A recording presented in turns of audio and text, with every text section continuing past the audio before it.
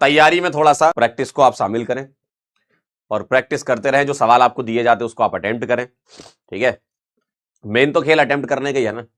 सवाल आपसे नहीं बने अलग बात है, लेकिन अटेम्प्ट करना बहुत जरूरी है। अगर आप सवाल देख करके छोड़ देते हो, प्रैक्टिस नहीं करते हो, तो यही तो वो दिन है, यही तो वो प्रैक्टिस के आपके दिन होते हैं जो आपको एग्जाम में यही तो दिन याद आएंगे फिर, क्यों? एग्जाम में आपको यही तो दिन याद आएंगे, ठीक। अगर आप ये सोचो कि हम सिर्फ नॉलेज लेते रहें क्लास करते रहें, तो नॉलेज से बेटा कुछ नहीं होता है, एग्जीक्यूशन से सब कुछ होता है, ठीक है। आपने सुना होगा कि इतने सारे बच्चे बैठते हैं लेकिन सिलेक्ट तो कुछ ही बच्चे होते हैं। तो वो वाले बच्चे होते हैं, वो 1% 2% में जो बच्चे आते हैं वो वही वाले बच्चे हैं कि जो एग्जीक्यूशन पे बिलीव करते हैं, ठीक है।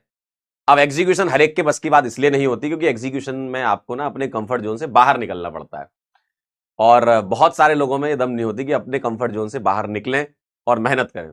कंफर्ट जोन से बाहर निकलने का मतलब है कि जो भी आपको सवाल दिए गए हैं वो आप सवालों को ट्राई करो, आप फेल हो, आप सीखो, आप फिर से ट्राई करो, और ये साइकिल बहुत बार दोहरानी पड़ती है, तब जाके आप सक्सेस को अचीव कर पाते हो, तब जाके आपको क्लैरिटी आती है कॉन्सेप्ट की, तब जाके आपको पेपर में भी नंबर आते हैं, है ना। सारी चीजें कनेक्टेड है एग्जीक्यूशन से।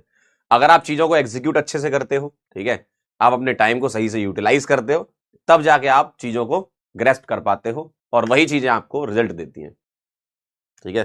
कह रहा है एग्जीक्यूशन क्या होता है? बहुत बढ़िया बेटा, वेरी गुड। यही सवाल का तो मैं इंतजार कर रहा था कमेंट में, इसी सवाल का तो मैं इंतजार कर रहा था।